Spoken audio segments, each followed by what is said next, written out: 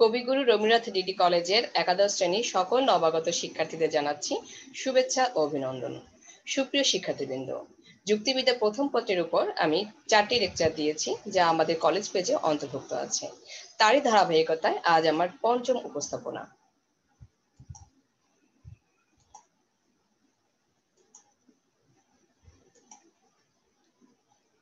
একাদশ দ্বাদশ শ্রেণী মানবিক শাখা, যুক্তিবিদ্যা প্রথম পত্র, লেকচার 5। উপস্থাপনায় আমি শিবানীবালা কোচি, প্রভাষক দর্শন, কবিগুরু রবীন্দ্রনাথ ডিগ্রি কলেজ, কুরিয়ানা, পিরোজপুর। প্রথমেই আমরা কয়েকটি ছবি দেখি। ছবিগুলির মধ্যে আছে বৈচিত্র্য। নানান বৈচিত্র্য থাকা সত্ত্বেও এদের মধ্যে একটি বিষয় রয়েছে সাদৃশ্য। কি সেই সাদৃশ্য? জীব, অর্থাৎ প্রত্যেকটি ছবিতেই অন্তর্ভুক্ত হয়েছে জীবের ছবি। যুক্তিবিদ্যায় জীব একটি পদ। পদে রয়েছে দুইটি দিক, একটি হচ্ছে সংখ্যার দিক, আরটি হচ্ছে গুণের দিক। সংখ্যা বা পরিমাণের দিক দিয়ে আমরা বলতে পারি জীবের ব্যক্তর্থ হচ্ছে সকল জীব। আর যদি আমরা এর গুণগত দিককে উল্লেখ করতে চাই, তাহলে আমরা বলতে পারি জীববৃত্তি, অর্থাৎ অন্যান্য সবকিছু থেকে জীবকে পৃথক করেছে তার জীববৃত্তি। আমরা আরেকটি ছবি দেখি। কিসের ছবি? মানুষ, অর্থাৎ নানান ধরনের মানুষ এখানে রয়েছে। কিন্তু যুক্তিবিদ্যায় আবারও সে একই কথা, মানুষ একটি পদ। এই মানুষ পদটি রয়েছে দুইটি দিক, একটি হচ্ছে সংখ্যা বা পরিমাণের দিক, আরটি রয়েছে গুণের দিক। সংখ্যার দিক দিয়ে আমরা সকল মানুষের উপরে যদি মানুষ পদটি প্রয়োগ করি বা আরোপ করি, তাহলে তার ব্যক্তর্থ বা সংখ্যার দিক হবে সকল মানুষ, আর তার জাত্যর্থ বা গুণগত দিকটি হবে জীববৃত্তি এবং বুদ্ধিবৃত্তি। জীববৃত্তি এবং বুদ্ধিবৃত্তি। লক্ষ্য করো, মানুষ হচ্ছে একটি পদ। এই মানুষটির ব্যক্তর্থ বা পরিমাণগত দিক হচ্ছে সকল মানুষ। এই সকল মানুষকে, অর্থাৎ মানুষকে অন্যান্য জীব থেকে আমরা পৃথক করেছি কিসের মাধ্যমে? কোন মূল গুণের মাধ্যমে? তা হচ্ছে বুদ্ধিবৃত্তি। জীব হিসেবে তার রয়েছে জীববৃত্তি, আর মানুষ হিসেবে তার হচ্ছে একটা অনন্য বৃত্তি, সেটা হচ্ছে বুদ্ধিবৃত্তি। তাই সকল মানুষের জাত্যর্থ হচ্ছে জীববৃত্তি এবং বুদ্ধিবৃত্তি। আরেকটি চিত্রের মাধ্যমে আমরা বিষয়টি আরো একটু স্পষ্ট করি। কার ছবি কিংবা কিসের ছবি দেখতে পাচ্ছি? এটি প্রতীক হিসেবে ব্যবহার করেছি। দেখো, সৎ মানুষ, একজন সৎ মানুষ। যুক্তিবিদ্যায় সৎ শব্দটি সঙ্গে মানুষ যুক্ত হয়েছে, তাই এটিকে বলছি একটি পদ, সৎ মানুষ। এই পদটি যখন জগতের অতীত, বর্তমান, ভবিষ্যৎ সকল মানুষের উপরে, সকল সৎ মানুষের উপর প্রয়োগ করেছি আমরা, তখন তার পরিমাণগত বা সংখ্যাগত দিকটি হয়েছে সকল সৎ মানুষ। আর এই সকল সৎ মানুষের যে গুণগত দিকটি রয়েছে তা হলো জীববৃত্তি, বুদ্ধিবৃত্তি এবং সততা। লক্ষ্য করো, সকল সৎ মানুষ, মানুষ হিসেবে তার ছিল কি? জীববৃত্তি, বুদ্ধিবৃত্তি। তার সঙ্গে সৎ যখন যোগ হয়েছে, তখন তার জাত্যর্থ আসছে সততা। অর্থাৎ সকল সৎ মানুষ হচ্ছে সৎ মানুষের একটি পরিমাণগত দিক, আর জীববৃত্তি, বুদ্ধিবৃত্তি এবং সততা হচ্ছে তার গুণগত দিক বা জাত্যর্থ। তাহলে আমরা দেখতে পাচ্ছি যে যুক্তিবিদ্যায় পদের দুটি দিক রয়েছে, ব্যক্তর্থ অর্থাৎ সংখ্যা বা পরিমাণের দিক, আরেকটি রয়েছে জাত্যর্থ অর্থাৎ গুণের দিক। তাহলে যুক্তিবিদ্যায় পদের দুটি দিক, ব্যক্তর্থ এবং জাত্যর্থ। আমার আজকের আলোচনার বিষয় তৃতীয় অধ্যায়, যুক্তির উপাদান, পদের ব্যক্তর্থ ও জাত্যর্থ। পদের ব্যক্তর্থ ও জাত্যর্থ।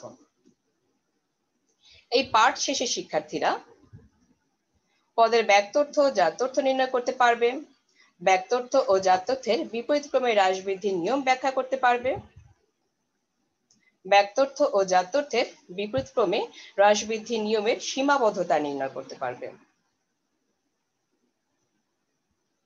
পদের ব্যক্তর্থ ও জাত্যর্থ, ডেনোটেশন এন্ড কনোটেশন অফ টার্ম। যুক্তিবাক্যে ব্যবহৃত পদের পূর্ণাঙ্গ স্বরূপ জানতে হলে পদের দুটি দিক আমাদেরকে খুব ভালোভাবে জানতে হবে। সেই দুটি দিক কি কি? 1 ব্যক্তর্থ সংখ্যার দিক, 2 জাত্যর্থ গুণের দিক। লক্ষ্য করো, আমরা যখন ব্যক্তর্থ বলছি সংখ্যার দিক, আবার যখন বলছি জাত্যর্থ তখন বলছি গুণের দিক। অর্থাৎ ব্যক্তর্থ বলতে আমরা কি বুঝি? কোনো পদ একই অর্থে যে বস্তু বা বস্তুসমূহের উপর আরোপিত হয়, সে বস্তু বা বস্তুসমূহকে ওই পদের ব্যক্তর্থ বলে। লক্ষ্য করো, ব্যক্তর্থ বলতে আমরা কি বুঝি? কোনো পদ একই অর্থে যে বস্তু বা বস্তুসমূহের উপরে একই অর্থে যে বস্তু বা বস্তুসমূহের উপর আরোপিত হয়, সে বস্তু বা বস্তুসমূহকে ওই পদে ব্যক্তর্থ বলে। উদাহরণ হিসেবে আমরা দেখতে পাচ্ছি যে জীব পদে ব্যক্তর্থ হচ্ছে সকল জীব। জীব পদে ব্যক্তর্থ হচ্ছে সকল জীব। আবার মানুষ পদে ব্যক্তর্থ হচ্ছে সকল মানুষ। ঠিক তেমনি সৎ মানুষ পদে ব্যক্তর্থ হচ্ছে সকল সৎ মানুষ। যদি আমরা বই কথাটির ব্যক্তর্থ বা সভ্য মানুষ কথাটির ব্যক্তর্থই ধরি, যদি আমরা সভ্য মানুষ পদে ব্যক্তর্থ বলি তাহলে কি হবে? সকল সভ্য মানুষ। ঠিক তেমনি ভাবে তোমরা কিন্তু আরো কিছু পদের ব্যক্তর্থ নির্ণয় করতে পারবে। এরপর দেখো জাত্যর্থ বলতে আমরা কি বুঝি? কোনো পদ যে আবশ্যিক বা সাধারণ গুণ প্রকাশ করে, সেই গুণ বা গুণাবলীকে উক্ত পদে জাত্যর্থ বলে। লক্ষ্য করো, কোনো পদ যে আবশ্যিক বা সাধারণ গুণ প্রকাশ করে, সেই গুণ বা গুণাবলীকে উক্ত পদে জাত্যর্থ বলে। অর্থাৎ জাত্যর্থ হলো কোনো পদের সাধারণ এবং অপরিহার্য গুণাবলী, এবং ওই গুণাবলীটি অবশ্যই বৈজ্ঞানিকভাবে ওই পদটির জন্য আবশ্যক হতে হবে। ওই গুণটির মাধ্যমেই, অর্থাৎ উক্ত গুণটির মাধ্যমেই ওই পদকে অন্য বস্তু বা বিষয় থেকে আলাদা করা যাবে, যার মাধ্যমে আমরা ওই পদটির মূল বৈশিষ্ট্য জানতে পারবো এবং ওই পদটিকে ওই নামে ডাকতে পারবো। উদাহরণ হিসেবে আমরা বলতে পারি জীব পদটির জাত্যর্থ হচ্ছে জীববৃত্তি।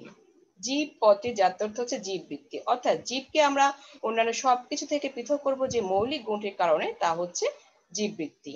আবার মানুষ পদটির জাত্যর্থ হচ্ছে জীববৃত্তি যোগ বুদ্ধিবৃত্তি। অর্থাৎ মানুষকে আমরা যে মূল বৈশিষ্ট্যের কারণে অন্যান্য জীব থেকে পৃথক করতে পারবো, তাহলে জীববৃত্তি এবং বুদ্ধিবৃত্তি। অর্থাৎ বুদ্ধিবৃত্তির মাধ্যমেই তাকে অন্যান্য জীবের থেকে আমরা পৃথক করতে পারবো, সেই হিসেবে তার জাত্যর্থ হচ্ছে জীববৃত্তি এবং বুদ্ধিবৃত্তি। ঠিক তেমনি দেখো সৎ মানুষ পদটির জাত্যর্থ কি? সৎ মানুষ পদটির জাত্যর্থ হচ্ছে জীববৃত্তি, বুদ্ধিবৃত্তি এবং সততা। অর্থাৎ এই অনন্য যে বৈশিষ্ট্যটি সততা, তার সঙ্গে যুক্ত হয়েছে বুদ্ধিবৃত্তি, তার সঙ্গে জীববৃত্তি।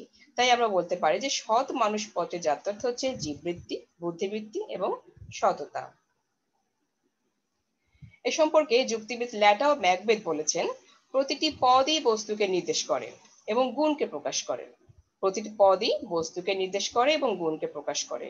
একটি পদের ব্যক্তর্থ তার বস্তুর দিক উল্লেখ করে, আর একটি পদের জাত্যর্থ তার গুণের দিক উল্লেখ করে। অর্থাৎ যখন বস্তুর দিককে উল্লেখ করব, অর্থাৎ তখন তাকে বলবো ব্যক্তর্থ, আর যখন গুণের দিককে উল্লেখ করব তখন তাকে বলবো আমরা জাত্যর্থ। যুক্তিবিদ্যায় পদের এই দুটি দিকের বিশেষ গুরুত্ব রয়েছে। সেই হিসেবে আমরা ব্যক্তর্থ এবং জাত্যর্থের সম্পর্ক এখন নির্ণয় করব। ব্যক্তর্থ হলো কোনো পদের সংখ্যার দিক এবং জাত্যর্থ হচ্ছে কোনো পদের গুণের দিক। লক্ষ্য করো, ব্যক্তর্থ হচ্ছে কোনো পদের সংখ্যার দিক এবং জাত্যর্থ হচ্ছে কোনো পদের গুণের দিক। তাই ব্যক্তর্থ এবং জাত্যর্থের মধ্যে একটি গভীর সম্পর্ক বিদ্যমান। একটি পদের ব্যক্তর্থ ও জাত্যর্থ কিন্তু কখনোই সমান হয় না।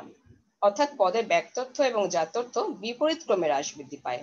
এদের একটি বাড়লে অপরটি কমে, একটি কমলে অপরটি বাড়ে। তাহলে আমরা কি বলতে পারি? তাহলে আমরা বলতে পারি এদের মধ্যে একটি সম্পর্ক আছে, তা হচ্ছে বিপরীতমুখী সম্পর্ক। যুক্তিবিদ্যায় হ্রাস বৃদ্ধির, অর্থাৎ যুক্তিবিদ্যায় এই পদের ব্যক্তর্থ এবং জাত্যর্থের যে হ্রাস বৃদ্ধির নিয়ম, এই নিয়মকে বলা হয় law of inverse of variation of denotation and connotation of a term. এখন আমরা ব্যক্তর্থ বা জাত্যর্থের বিপরীত ক্রমে যে হ্রাস বৃদ্ধি আছে সেই নিয়মটি লক্ষ্য করব। 4টি নিয়ম আছে। প্রথমত, ব্যক্তর্থ বাড়লে জাত্যর্থ কমে, ব্যক্তর্থ কমলে জাত্যর্থ বাড়ে, জাত্যর্থ বাড়লে ব্যক্তর্থ কমে এবং জাত্যর্থ কমলে ব্যক্তর্থ বাড়ে।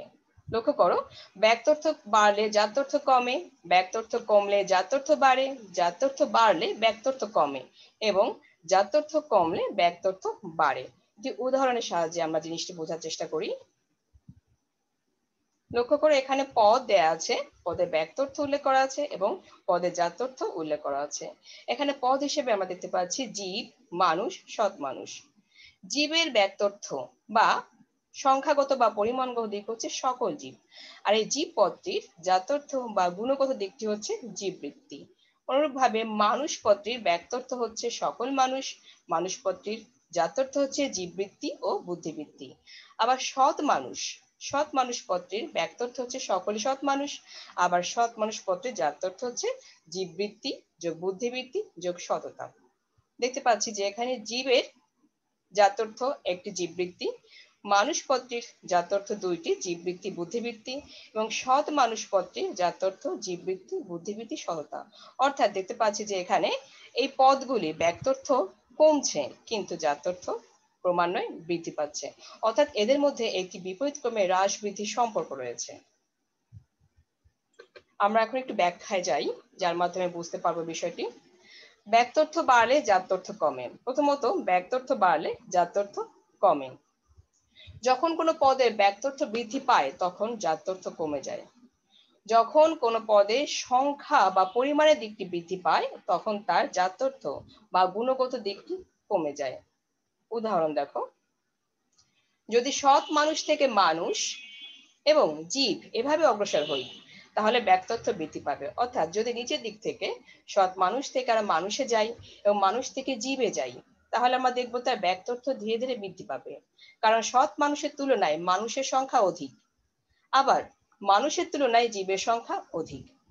তাই আমরা বলবো যে ধীরে ধীরে যদি আমরা সৎ মানুষ থেকে মানুষ এবং জীবে অগ্রসর হই তাহলে ব্যক্তর্থ বৃদ্ধি পাবে। ব্যক্তর্থ বৃদ্ধি পাওয়ার সাথে সাথে জাত্যর্থ হ্রাস পেতে শুরু করে, কারণ সৎ মানুষের তুলনায় মানুষের জাত্যর্থ কম, আবার মানুষের তুলনায় জীবের জাত্যর্থ কম। এখানে জাত্যর্থ বলতে কিন্তু আমরা গুণগত দিকের কথা বুঝিয়েছি, অর্থাৎ মৌলিক বা অপরিহার্য যে বৈশিষ্ট্য তার কথা বুঝেছি। ছকের মাধ্যমে আমরা বিষয়টি বোঝার চেষ্টা করি। পদ সৎ মানুষ, ব্যক্তর্থ সকল মানুষ। লক্ষ্য করো, পদ হচ্ছে সৎ মানুষ, ব্যক্তর্থ হচ্ছে সকল সৎ মানুষ। তাহলে জাত্যর্থ জীববৃত্তি বুদ্ধিবৃত্তি যোগ সততা। লক্ষ্য করো, সকল সৎ মানুষের তিনটি জাত্যর্থ রয়েছে, জীববৃত্তি বুদ্ধিবৃত্তি এবং সততা। আবার দেখো, মানুষ, এই মানুষ পদটির ব্যক্তর্থ হচ্ছে সকল মানুষ, জাত্যর্থ জীববৃত্তি বুদ্ধিবৃত্তি। যেখানে সকল সৎ মানুষের জাত্যর্থ ছিল জীববৃত্তি বুদ্ধিবৃত্তি সততা, সেখানে সকল মানুষের জাত্যর্থ হচ্ছে জীববৃত্তি বুদ্ধিবৃত্তি। আবার দেখো, জীব একটি পদ, এই পদের ব্যক্তর্থ হচ্ছে সকল জীব, জাত্যর্থ জীববৃত্তি।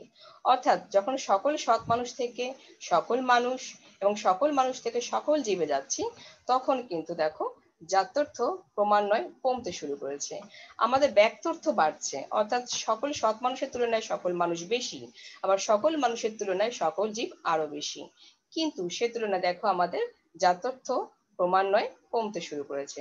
তাহলে আমরা এখানে কি বলতে পারি? ব্যক্তর্থ বাড়লে জাত্যর্থ কমে, ব্যক্তর্থ বাড়লে জাত্যর্থ কমে। দ্বিতীয়টি হচ্ছে ব্যক্তর্থ কমলে জাত্যর্থ বাড়ে। যখন কোনো পদের ব্যক্তর্থ কমতে থাকে তখন জাত্যর্থ বেড়ে যায়। যখন কোনো পদের পরিমাণ বা সংখ্যার দিকটি কমতে থাকে তখন তার জাত্যর্থ বা গুণগত দিকটি বাড়তে থাকে। যেমন, যদি জীব থেকে মানুষ এবং মানুষ থেকে ক্রমশ সৎ মানুষের দিকে অগ্রসর হই তাহলে ব্যক্তর্থ কমতে থাকবে। অর্থাৎ জীব হচ্ছে সবচেয়ে বড় পরিধি, তার থেকে যখন মানুষে যাব মানুষ হচ্ছে তার থেকে আর একটু কম পরিধি পরিমাণের দিক দিয়ে, এবং মানুষ থেকে যখন ক্রমশ আমরা সৎ মানুষের দিকে অগ্রসর হব তখন সেই সৎ মানুষের পরিধি আরো কমতে থাকবে, অর্থাৎ পরিমাণ কমতে থাকবে, কারণ জীবের তুলনায় মানুষের সংখ্যা এবং মানুষের তুলনায় সৎ মানুষের সংখ্যা কম। আবার দেখো, যখন ব্যক্তর্থ হ্রাস পায়, হ্রাস পাওয়ার সাথে সাথে জাত্যর্থ কিন্তু বৃদ্ধি পেতে শুরু করে, কারণ জীবের তুলনায় মানুষের জাত্যর্থ বেশি, অর্থাৎ জীবের তুলনায় মানুষের গুণগত বৈশিষ্ট্য বেশি। তার রয়েছে কি অতিরিক্ত যে গুণটা আমরা জানি মানুষের, যে জীবের থেকে বেশি যে গুণটি তার মধ্যে রয়েছে পার্থক্য তাকে যে কারণে করি তা হচ্ছে তার বুদ্ধিবৃত্তি। তাহলে জীবের তুলনায় মানুষের জাত্যর্থ বেশি, আবার মানুষের তুলনায় সৎ মানুষের জাত্যর্থ বেশি। সৎ মানুষের কি অতিরিক্ত যে বৈশিষ্ট্যটি রয়েছে যা আমরা মানুষ থেকে তাকে পৃথক করতে পারি, তা হচ্ছে তার সততা। তাহলে ব্যক্তত্ব হ্রাস পাওয়ার সাথে সাথে জাত্যর্থ বৃদ্ধি পেতে শুরু করে। এই বিষয়টিও আমরা একটি ছকের মাধ্যমে বোঝার চেষ্টা করি। পদ, জীব। জীব পদটির ব্যক্তত্ব হচ্ছে সকল জীব, জাত্যর্থ জীববৃত্তি।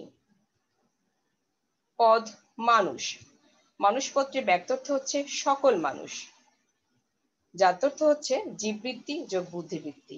দেখো, যখন ব্যক্তত্ব সকল মানুষ থেকে, ব্যক্তত্ব যখন আমরা সকল জীব থেকে সকল মানুষে গেলাম, তখন তার জাত্যর্থ জীববৃত্তি থেকে বৃদ্ধি পেয়ে জীববৃত্তি এবং বুদ্ধিবৃত্তি হয়েছে। আবার দেখো, যখন আমরা সৎ মানুষ পদটির কথা বলবো, তখন তার ব্যক্তত্ব হচ্ছে সকল সৎ মানুষ, কিন্তু জাত্যর্থ জীববৃত্তি, বুদ্ধিবৃত্তি, সততা। অর্থাৎ সকল মানুষের চেয়ে তার জাত্যর্থ বৃদ্ধি পেয়েছে কি সকল সৎ মানুষের ক্ষেত্রে জীববৃত্তি, বুদ্ধিবৃত্তি এবং সততা। তাহলে এদের থেকে আমরা বলতে পারি যে ব্যক্তর্থ কমলে জাত্যর্থ বাড়ে। অর্থাৎ এখানে সকল জীব থেকে, সকল মানুষ থেকে সকল সৎ মানুষে গিয়েছি আমরা। অর্থাৎ ব্যক্তর্থ এখানে ধীরে ধীরে কমেছে, কিন্তু জাত্যর্থ দেখো জীববৃত্তি থেকে জীববৃত্তি যোগ বুদ্ধিবৃত্তি, সেখান থেকে জীববৃত্তি যোগ বুদ্ধিবৃত্তি যোগ সততায় গিয়েছি। অর্থাৎ এখানে জাত্যর্থ বৃদ্ধি পেয়েছে। তাই আমরা বলতে পারি ব্যক্তর্থ কমলে জাত্যর্থ বাড়ে। জাত্যর্থ বাড়লে ব্যক্তর্থ কমে। যখন কোনো পদে জাত্যর্থ বেড়ে যায় তখন তার ব্যক্তর্থ কমতে থাকে। অর্থাৎ যখন কোনো পদের গুণগত দিকটি বেড়ে যায় তখন তার পরিমাণগত দিকটি কমতে থাকে। কিভাবে দেখো, যখন জীব থেকে মানুষ, মানুষ থেকে সৎ মানুষ এই প্রক্রিয়া অগ্রসর আমরা হই, তখন ক্রমশ জাত্যর্থ বাড়তে থাকবে। জাত্যর্থ মানে কিন্তু কোন দিকটি? গুণগত দিকটি। অর্থাৎ তাহলে জীব থেকে যখন মানুষ এবং মানুষ থেকে আমরা সৎ মানুষে যাই, তখন কিন্তু তার গুণগত দিকটি বৃদ্ধি পেতে থাকে। ঠিক তেমনি যখন আমরা জীবের তুলনায় মানুষের এবং মানুষের তুলনায় সৎ মানুষের দিকে যাই, তখন তার ব্যক্তর্থ কমতে থাকবে, অর্থাৎ পরিমাণের দিকটি কমতে থাকবে।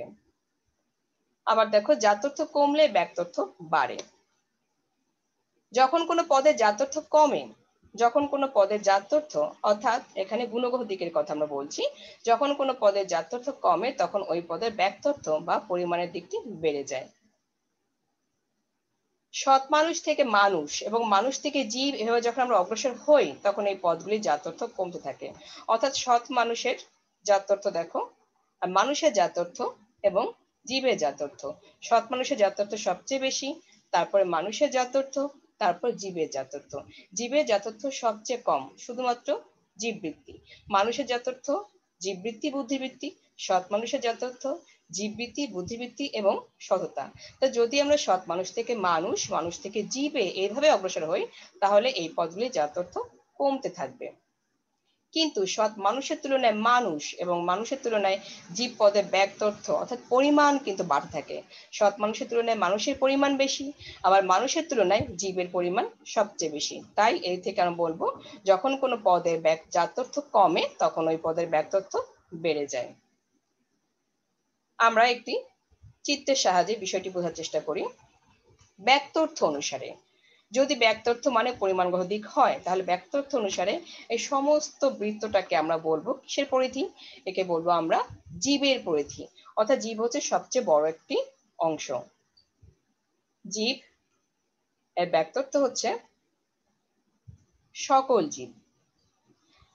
এরপরে দেখবো আমরা মানুষ, অর্থাৎ জীবের পরে কম অংশ, কম পরিধি হচ্ছে মানুষের। তাহলে মানুষের ব্যক্তর্থ হচ্ছে সকল মানুষ। তারপরে দেখো কি, সৎ মানুষ। অর্থাৎ জীবের তুলনায় মানুষের পরিধি বা পরিমাণ কম, আবার মানুষের তুলনায় সৎ মানুষের পরিমাণ আরো কম, তাই এর ব্যক্তর্থ হচ্ছে সকল সৎ মানুষ। এখন দেখো জাত্যর্থ অনুসারে কি হয়। জাত্যর্থ মানে কিন্তু গুণগত দিক। যদি আমরা সম্পূর্ণটাকে গুণগত দিক দিয়ে ধরি, সম্পূর্ণ পরিধি একটি গুণগত দিক, সেক্ষেত্রে কার পরিধি বেশি থাকবে? যার মধ্যে জীববৃত্তি, বুদ্ধিবৃত্তি এবং সততা এই তিনটি গুণই রয়েছে, সে কি? সেই পদটি কোন পদ? সেই পদটি হলো সৎ মানুষ, অর্থাৎ সৎ মানুষের রয়েছে জীববৃত্তি, বুদ্ধিবৃত্তি এবং সততা। আবার দেখো, সৎ মানুষের চেয়ে জাত্যর্থ অনুসারে পরিধি কম কার? তার রয়েছে জীববৃত্তি এবং বুদ্ধিবৃত্তি। সে কে? সেখানে আমরা দেখতে পাচ্ছি মানুষ, অর্থাৎ মানুষের রয়েছে যে দুইটি জাত্যর্থ, তা হচ্ছে জীববৃত্তি এবং বুদ্ধিবৃত্তি। তো দেখো, যখন আমরা বলবো শুধুমাত্র জীববৃত্তি, কোন পদের জাত্যর্থ? জীব পদের, অর্থাৎ জীব পদের জাত্যর্থ সবচেয়ে কম। প্রথমে পরিধি জাত্যর্থ অনুসারে সবচেয়ে বেশি সৎ মানুষের, তারপরে পরিধি জাত্যর্থ অনুসারে মানুষের, এবং সবচেয়ে কম পরিধি জাত্যর্থ অনুসারে জীবের। অর্থাৎ সৎ মানুষের রয়েছে জীববৃত্তি, বুদ্ধিবৃত্তি, সততা, মানুষের রয়েছে জীববৃত্তি, বুদ্ধিবৃত্তি, এবং জীবের রয়েছে শুধুমাত্র জীববৃত্তি। এইসব গুণাবলীর কারণে, এইসব মৌলিক গুণাবলীর কারণে আমরা তাদেরকে অন্যান্য থেকে পৃথক করতে পারি। কিন্তু এই যে ব্যক্তর্থ এবং জাত্যর্থে যে বিপরীতক্রমে হ্রাস বৃদ্ধি নিয়ম রয়েছে, সেই নিয়মের রয়েছে সীমাবদ্ধতা। যদিও যুক্তিবিদ্যায় পদের ক্ষেত্রে জাত্যর্থ এবং ব্যক্তর্থের বিপরীতক্রমে হ্রাস বৃদ্ধি যথেষ্ট গুরুত্ব রয়েছে, কিন্তু তাও কিন্তু ত্রুটিমুক্ত নয়, কারো কিছু কিছু ক্ষেত্রে রয়েছে সীমাবদ্ধতা। প্রথমত, ব্যক্তর্থ জাত্যর্থের বিপরীতক্রমে হ্রাস বৃদ্ধির নিয়মটি কেবলমাত্র ক্রমিকভাবে সাজানো কোনো সমজাতীয় শ্রেণীবিন্যাসের ক্ষেত্রে প্রযোজ্য, অর্থাৎ জাতি, উপজাতি বা শ্রেণী, উপশ্রেণী এসব ক্ষেত্রেই প্রযোজ্য হবে। এছাড়া অন্য কোনো জাতির ক্ষেত্রে বা অন্য কোনো ভিন্ন জাতীয় শ্রেণীবিন্যাসের ক্ষেত্রে প্রযোজ্য হবে না। এটি সবসময় সমজাতীয় শ্রেণীবিন্যাসের ক্ষেত্রে প্রযোজ্য হবে। দ্বিতীয়ত, বিপরীতমুখী হ্রাস বৃদ্ধির নিয়মটি কোনো একক পদের ক্ষেত্রে কখনোই প্রযোজ্য হবে না। একক যে পদ আছে সেই পদের ক্ষেত্রে এটি কখনোই প্রযোজ্য হবে না। তৃতীয়ত, কোনো কোনো ক্ষেত্রে পদের ব্যক্তর্থকে বাড়তে দেখা যায়, কিন্তু জাত্যর্থ থাকে অপরিবর্তিত।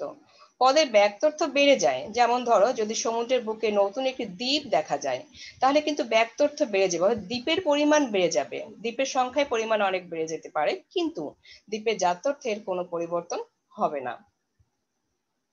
4, কোনো কোনো পদে নতুন কোনো জাত্যর্থ আবিষ্কৃত হলেও ব্যক্তর্থ থাকে অপরিবর্তিত।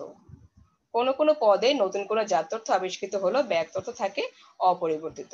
যেমন পানি, পানির মধ্যে কি কি আছে? হাইড্রোজেন এবং অক্সিজেন। কিন্তু যদি কখনো নতুন আরেকটি জাত্যর্থ আবিষ্কৃত হয় পানির মধ্যে, তাহলে কিন্তু পানির ব্যক্তর্থের কোনো পরিবর্তন হবে না, ব্যক্তর্থ পানিই থাকবে। তাই বলতে পারি কোনো পদে নতুন কোনো জাত্যর্থ আবিষ্কৃত হলেও ব্যক্তর্থ থাকবে অপরিবর্তিত। আবার ব্যক্তর্থ এবং জাত্যর্থের এই যে বিপরীতক্রমে হ্রাস বৃদ্ধি, এটি কিন্তু সবসময় গাণিতিক সূত্রের মতো বা গণিতের মতন সমানুপাতিক হারে হয় না। এটা মাঝে মাঝে কম হয়, মাঝে মাঝে বেশি হতে পারে।